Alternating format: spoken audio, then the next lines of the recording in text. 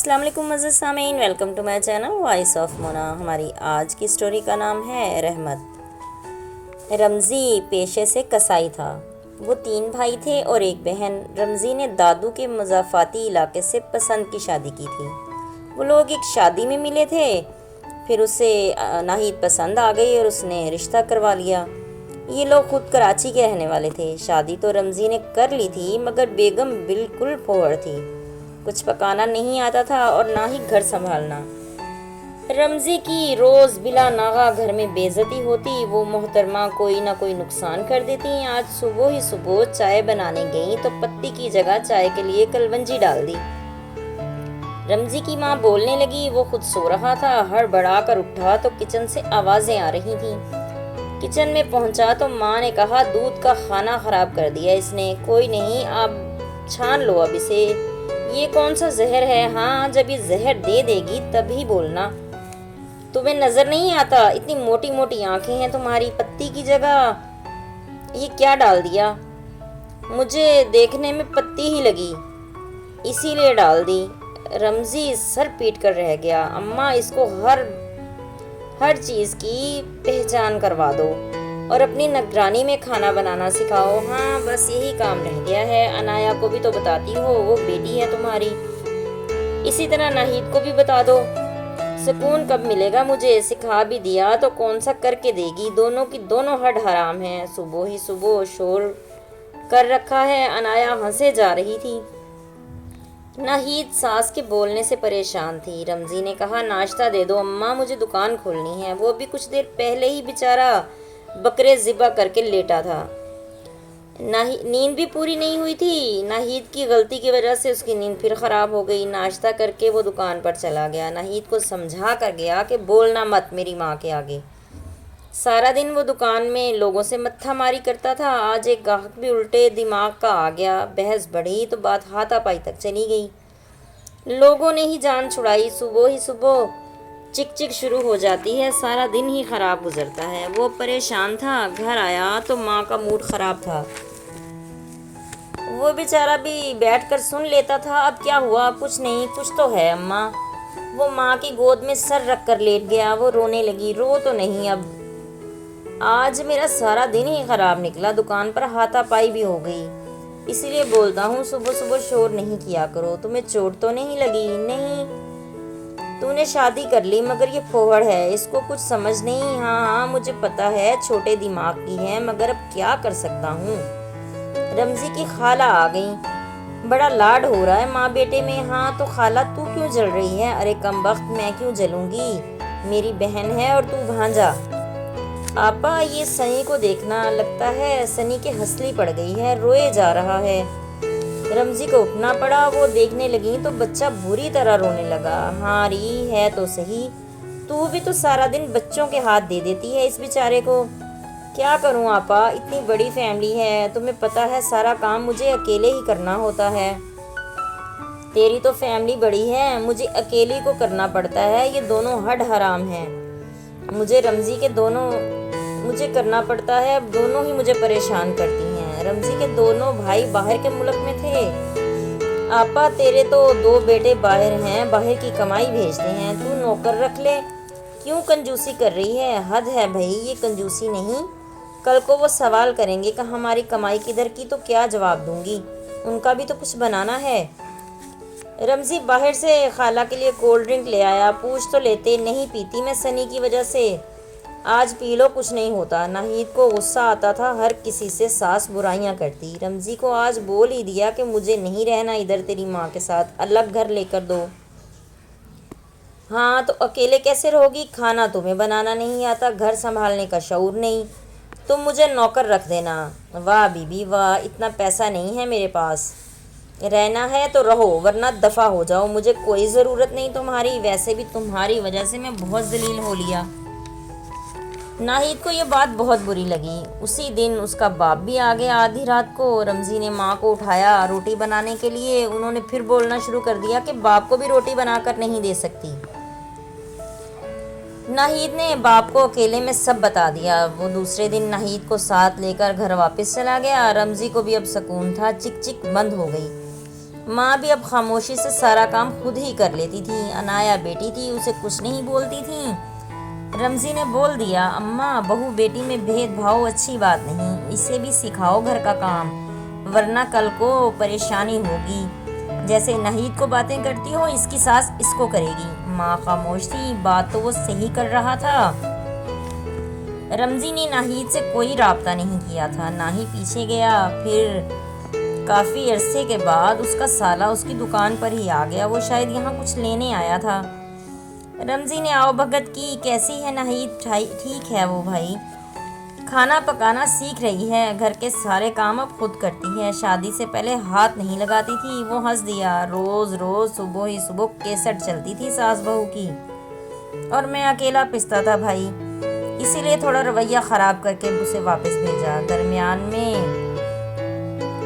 مجھے اب پسنا اچھا نہیں لگ رہا تھا۔ سیکھ لے گی، ادھر تو نہیں سیکھا اس نے۔ اصل میں اپنی ماں کی بات بری نہیں لگتی، ساس بری ہی لگتی ہے سب کو۔ وہ بھی ہنس دیا، ہاں بھائی بات تو آپ کی صحیح ہے۔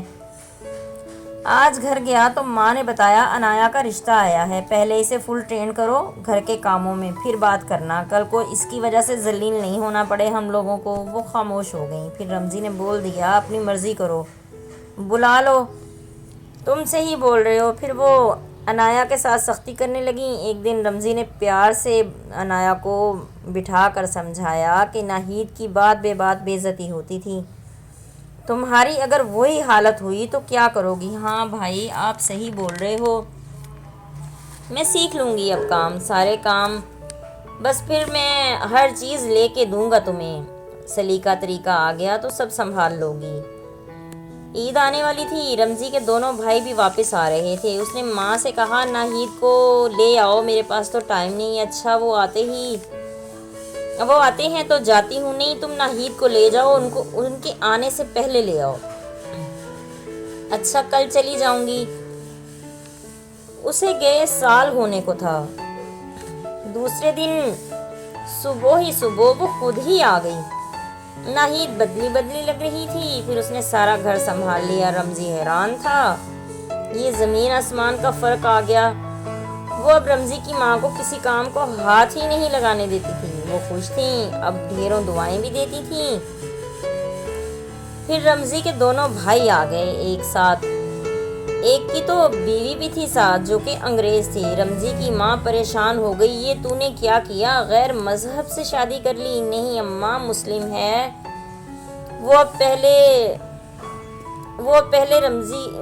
ہی رمزی کی وجہ سے پریشان تھیں، وہ تو خدا کر کے صحیح ہو گئی، اب اس کا کیا بنے گا؟ تو پھر باہر ہی رہے گا؟ نہیں، جب تک ادھر کاروبار سیٹ نہیں کر لیتا تب تک۔ ناہید نے کھانا بنانا سیکھ لیا تھا، سب نے تعریف کی۔ رمزی نے پوچھ ہی لیا، یہ سب کہاں سے سیکھا محترمہ؟ وہ میڈم ہیں ادھر، وہ سب سکھاتی ہیں، لاہور سے آئی ہیں، اس نے اسکول بنایا ہے وہاں سے سیکھا یہ سب۔ ہمارے ہاں کب بنتے ہیں ایسے کھانے؟ وہ زور سے ہنس دیا، ہاں تمہارا بھی قصور نہیں تھا، خیر اچھا ہوا جو ہوا۔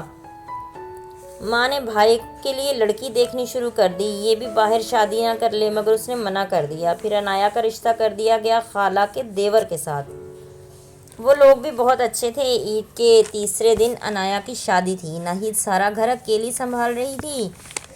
رمزی نے ایک ملازمہ رکھ دی، شادی کا گھر تھا، وہ بیچاری اکیلی تھی۔ نیو انگریز دلہن بھی ہاتھ بٹاتی تھی، مگر اس کو بیچاری کو ادھر کے طور طریقے کہاں آتے تھے۔ وہ شوہر سے پوچھتی، یہ تمہاری ماں بیزار کیوں ہے؟ وہ ہنس کے بولتا، اس کو انگریزی نہیں آتی، اسی لیے تم سے بات نہیں کر پاتی، اس وجہ سے بیزار ہے۔ اسے پتا تھا اگر یہ متنفر ہوئی تو باہر اس کے لیے مصیبت کھڑی کر دے گی۔ وہ ساس کے گلے میں باہیں ڈال کر انگریزی میں بولتی، کوئی بات نہیں، میں اردو سیکھ لوں پھر آپ کو انگریزی سکھا دوں گی۔ سب زور سے ہنستے کہ جس دن تم نے اردو سیکھ لی اچھی خاصی مصیبت ہو جائے گی، پاکستان ہے یہاں تو بات بے بات انسان کو برا بھلا بولنے کی عادت ہے لوگوں کو، تم سے یہ باتیں برداشت نہیں ہوں گی۔ عید بہت اچھی گزری، شادی کا دن بھی قریب آ گیا۔ عنایا رخصت ہو کر خالہ کے ہاں چلی گئی۔ وہ بہت بڑی فیملی تھی، ان کو یہ تسلی تھی کہ چلو خالہ ساتھ ہے، وقت گزر جائے گا، اچھا بھی برا بھی۔ دونوں بھائی بھی واپس چلے گئے۔ گھر کا ماحول اب بالکل ٹھیک تھا، رمزی کا کام بھی صحیح تھا، عنایا نے سارا گھر سنبھال رکھا تھا۔ ناہید نے سارا گھر سنبھال رکھا تھا۔ صبح عنایا آ گئی ایک دن، اس کا منہ سوجا ہوا تھا۔ ماں دیکھ کر تڑپ گئی، کیا ہوا؟ رمزی اٹھا ہوا تھا، جمال نے مارا ہے مجھے۔ صبح کیوں؟ وہ میری طبیعت خراب تھی، ناشتے میں دیر ہو گئی، وہ بھی قصاب ہی تھا، تو پھر میں نے جمال سے بدتمیزی کی۔ ابھی وہ آئی ہی تھی کہ خالہ اور جمال بھی اس کے پیچھے آ گئے۔ یہ بتائے بغیر نکل آئی، گھر میں 100 باتیں ہو جاتی ہیں۔ جمال نے بولا، اس سے پوچھو بھائی اس نے مجھے کیا بولا۔ وہ شرمندہ لگ رہی تھی۔ میں نے گالی بکی بھائی، مجھ سے نکل گئی۔ پھر رونے لگی۔ ماں نے کہا یہ تو غلط کیا۔ رمزی نے کہا ناشتہ کرو اور اپنے گھر جاؤ۔ نہیں بھائی مجھے کام پہ جانا ہے، یہ آ جائے گی بھابھی کے ساتھ۔ پھر وہ چلا گیا خالہ کو اور اس کو وہیں چھوڑ کر۔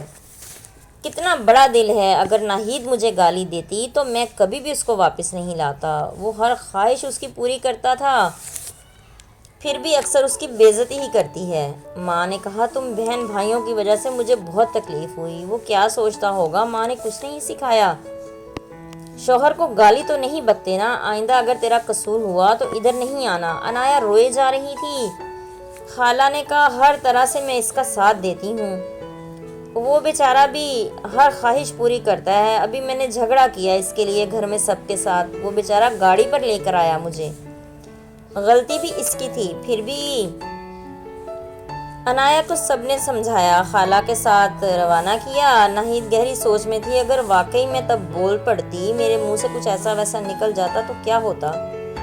وہ اب محتاط ہو گئی تھی۔ دونوں بھائیوں کی ابھی تک اولاد نہیں تھی۔ عنایا ماں بننے والی تھی۔ رات کو رمزی کو پتہ چلا تو وہ بہت خوش ہوا۔ ماں اور بیوی کو لے کر بہن کے گھر چل دیا، ڈھیروں مٹھائیاں اور تحائف لیے۔ وہ خالہ کا گھر بھی تھا۔ عنایا خوش ہوئی انہیں دیکھ کر، خالہ بھی، جمال بھی خوش تھا۔ رمزی نے اسے بولا یار اگر غلطی کر دے تو اس کی طرف سے میں ہر وقت معافی کے لیے تیار ہوں، چھوٹی بہن ہے اور اکلوتی ہے۔ جمال نے کہا نہیں بھائی کوئی بات نہیں، بھابھی نے بہت اچھا وقت گزارا، ہم نے بھی بہت غلطیاں کی، ان کے ساتھ بڑی بڑی بدتمیزی کی، لیکن انہوں نے ہمیں معاف کر دیا، اسی لیے ان کا رویہ دیکھ کر ہی ہم نے عنایا کا رشتہ مانگا۔ میرے والدین سمجھتے ہیں سب چیزیں، وہ بہت اچھی ہیں ہمارے ساتھ، انہی کی وجہ سے عنایا کی عزت ہے، وہ بھی سمجھ ہی جائے گی ایک نہ ایک دن، آہستہ آہستہ سب صحیح ہو جائے گا، آپ پریشان نہیں ہونا اس کی وجہ سے۔ رمزی خوش تھا کہ اتنا اچھا انسان ملا ہے، ورنہ آج کل کے داماد تو عزت تو دور کی بات، سیدھے منہ بات کرنا بھی پسند نہیں کرتے، اور جہاں اپنی بیٹی کی غلطی ہو وہاں تو بہت ذلت اٹھانا پڑتی ہے۔ جیتے رہیے، خوش رہیے، ملتے ہیں اگلی کہانی کے ساتھ۔